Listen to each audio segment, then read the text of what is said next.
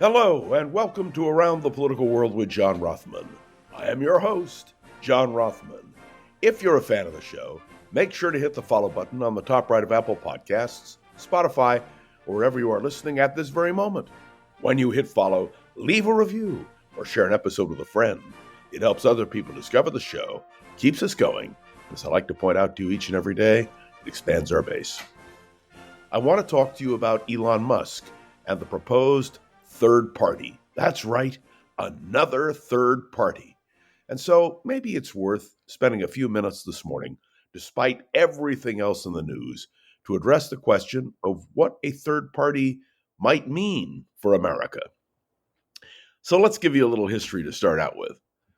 The first thing to remember is that the last time a third party succeeded in American politics was when Abraham Lincoln led the Republican Party in 1860. And let's point out that the Republican Party built its base beginning in 1854 by running candidates for the House and the Senate, and yes, for governorships. In 1856, the Republican Party felt strong enough to run a candidate for president, and they nominated John Charles Fremont, the great pathfinder. And of course, Fremont lost the election, but the Republicans won in a clear sense because for the first time they were able to elect a Speaker of the House of Representatives. And, of course, in 1858, the Republicans made more major gains, and in 1860, under the leadership of Abraham Lincoln, the Republican Party, America's only really successful third party, won the presidency of the United States. But third-party candidates since then have not fared as well. And I want to remind you that to build that political party, the Republicans ran candidates for the House and the Senate and governorships in 1854, 1856, and 1858, culminating in their ability in 1860 to achieve a narrow national majority. What it means is that when you build a political party, you have to build from the bottom up, not from the top down. And we have many examples of that. I won't go through all of the history, but I'll give you just a few recent examples. Henry Wallace in 1948 was the former vice president of the United States, and he ran as the Progressive Party candidate for president.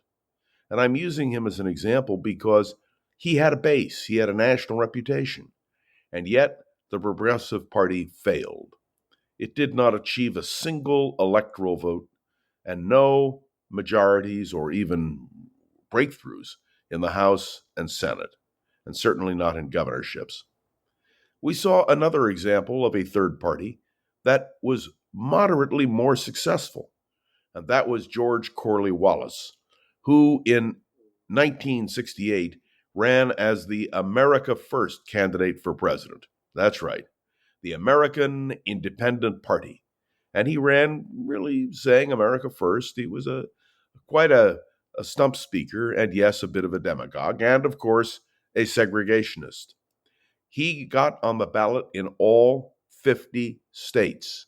It was a remarkable achievement, and yet we know that he failed completely. He won electoral votes, but only in the South, and was unable to influence the presidential election in a decisive fashion. Richard Nixon defeated Hubert Humphrey. We saw in 1980 John Anderson, a Republican, number 3 in the leadership in the Republican Party, create a third-party candidacy based on himself. He got Pat Lucey, the former governor of Wisconsin, who was a Democrat, to join with him, but they scored no electoral votes at all.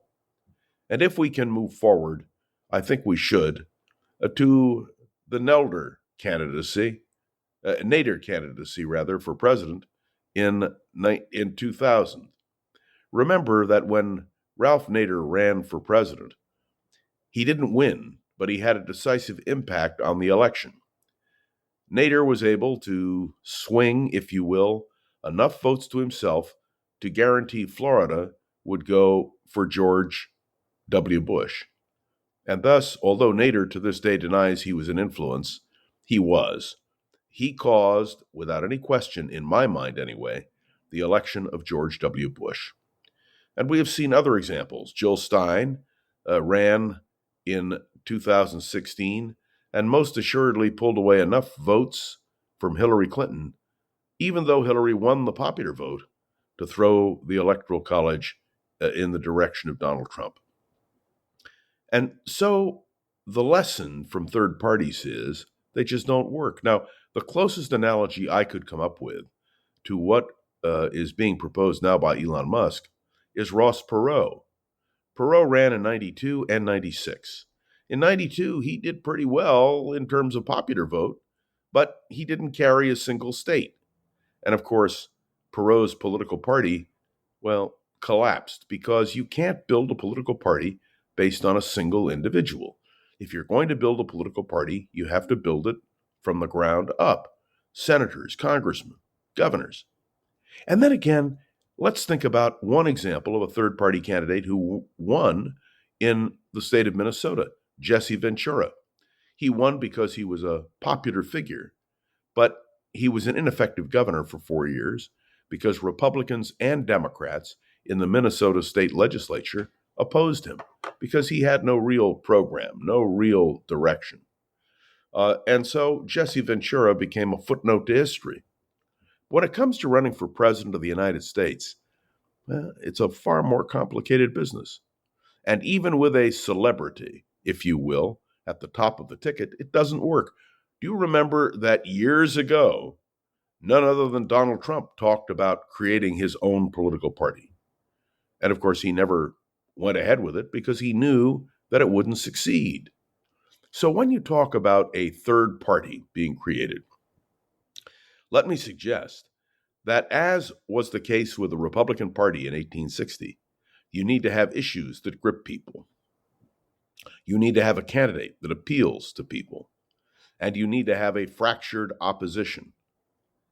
And you need to have members of the House and Senate and governors who support your candidacy. What Elon Musk is doing will not change the course of American political history. It could be the case of a spoiler party, as we have already demonstrated on so many levels. So I'm raising the question of a third party because I happen to believe that the real solution is reform within both political parties. At one point in our history, at the turn of the 20th century, the Republican Party was the party of progressives, led by Theodore Roosevelt. And the Democratic Party had, well, a Democratic candidate for president in 1904 by the name of Alton Brooks Parker, who nobody remembers. By the way, there's never been a book written about Alton B. Parker, but who was a conservative. And so it was possible in 1904 to define the Republican Party as the Liberal Party and the Democratic Party as the Conservative Party. What is required is for the political parties to function. And that means you've got to restructure political parties. Now, I didn't intend this particular podcast to be a lesson on American politics in terms of third parties, but it is instructive to note that today third parties are spoilers. They are not practical parties to achieve political power.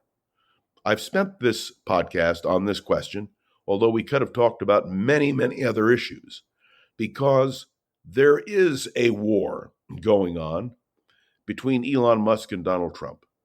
And that war may have ramifications in the future, but I don't think the ramifications will be reflected in the building of a vital, vibrant third party.